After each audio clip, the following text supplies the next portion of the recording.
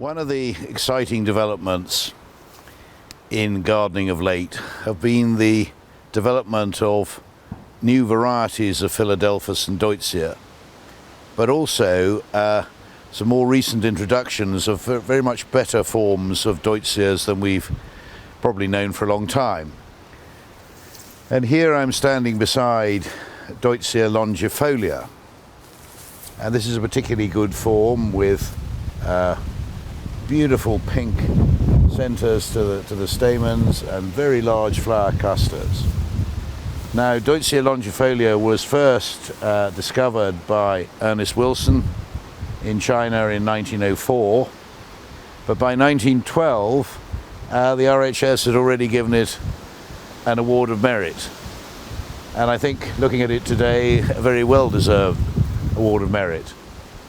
But you will see different forms of this Deutzia longifolia dotted around in gardens, and not all of them are as pronounced and impressive as this one, which was given to us by Tregrain, from Tregrain Gardens, by Tom Hudson. Another form which we have growing in the garden has far less smaller flowers and less pronounced pink centres, so maybe it ought to be that this had a clonal name. Now, the other thing about Deutzia longifolia is that, like buddleias, or so many buddleias, really you get the growth. The growth comes one year and the flowers come the second year. So if you look at this 2-year-old wood here, which is nowhere near as coloured as last year's new growth, which is still sort of dark with splitting bark. But when you look at where the flowers are on the older wood. And so next year's flowers will be on the end of these much younger and much newer stems, which are looking tremendously vigorous, and already they've grown probably the best part of a foot of new growth. So really, when we look after this Deutzia longifolia, what we should do really at the end of this autumn is to take away this whole mature side branch, and perhaps there's another side branch around this side which is also well established and covered in flowers. We should remove them and then rely on the rest of the younger stems to provide the flowers for next year. Almost treating, if you like, treating this Deutzia as you would a buddleia, or perhaps even as you would a hydrangea, which you wanted to rejuvenate. The plant will do it for you. You just need to take care of it, and just look at the, some of these flowers are already over, some are still in tight bud. This has been out in flower for at least a fortnight, and probably will manage to do at least a fortnight more. And behind us is another form of Deutzia longifolia. This is rather less vigorous, but no less beautiful. And this is simply the pure white form of Deutzia longifolia.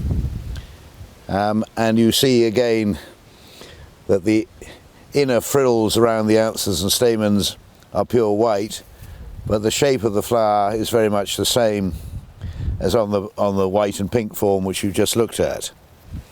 So far, the pure white form doesn't appear to have been quite as vigorous as the pink form, but you see new growth coming this year which is looking very vigorous, and again you see all the flowers on the old wood and nothing at all on the new growth. So it's perhaps premature, but in a year or two's time we'll need to do a bit of selective pruning on this Deutzia as well. In time, Bernkoos nurseries will have plants available of both these two exciting plants. I hesitate to call them new plants, but certainly the Tregrain form is a most interesting improvement on anything which we've known before as Deutzia longifolia. And while we're looking at Deutzias, I'm afraid we've carried on and looked at a couple more. This is Deutzia calycosa Dali. Again, a relatively new introduction to the nursery trade. The backs of the petals have this wonderful central pink stripe, and the centres again are surrounded by a sort of circle of pink. Not a huge growing variety, but when you get a cluster of flowers like this, one has to say that's really quite something for the garden in late May, early June. If we're talking about Deutzias, one has to actually look at this one. It has to be my favourite. It has to be Bernkoos's bestseller. It's quite a big, tall growing shrub, and it's Deutzia Strawberry Fields. This is a hybrid variety bred at Hilliers Nurseries sometime in the 1960s.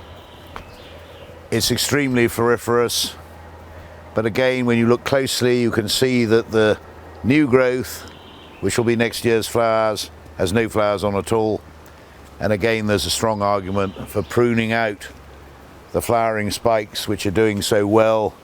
You know, great rampant spike like that is covered in flower this year, but next year it probably won't be. Time for that to be pruned out, and one of these shoots here will take over and be the main flowering point. This is only just now coming out. It'll be out for several weeks. What a show, what a display. Strawberry Fields are certainly well up there with the very best of the Deutzias.